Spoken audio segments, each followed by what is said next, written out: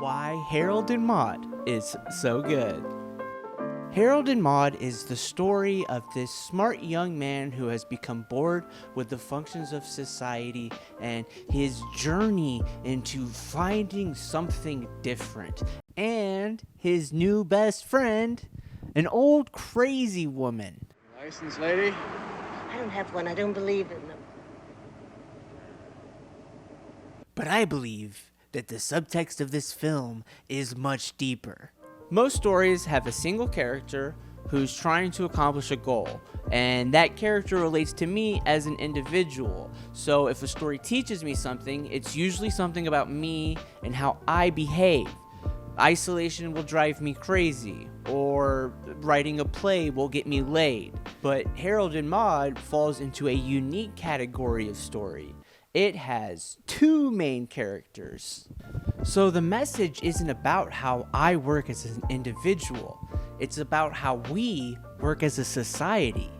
This isn't a movie about me. It's a movie about we. And the message of the story is how important the relationship between young people and old people is.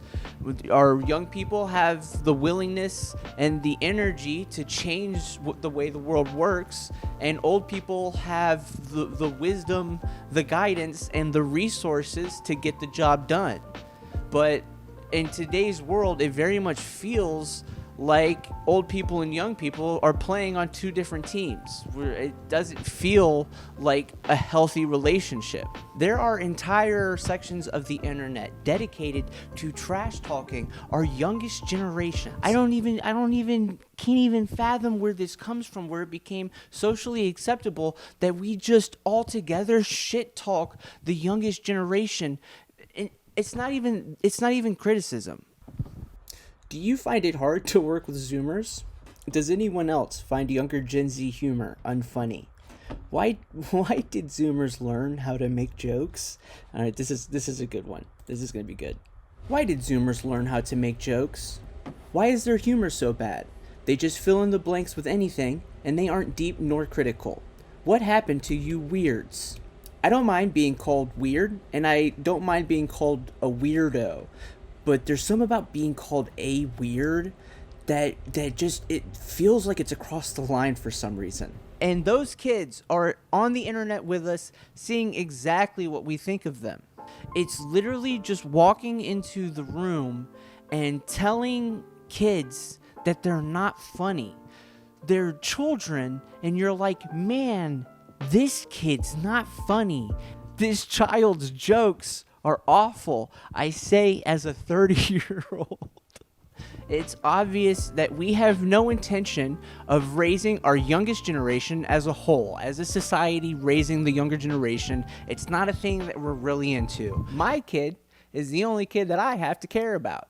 And your kid can go fall down a well for all I care. That's just one less kid my kid has to compete with.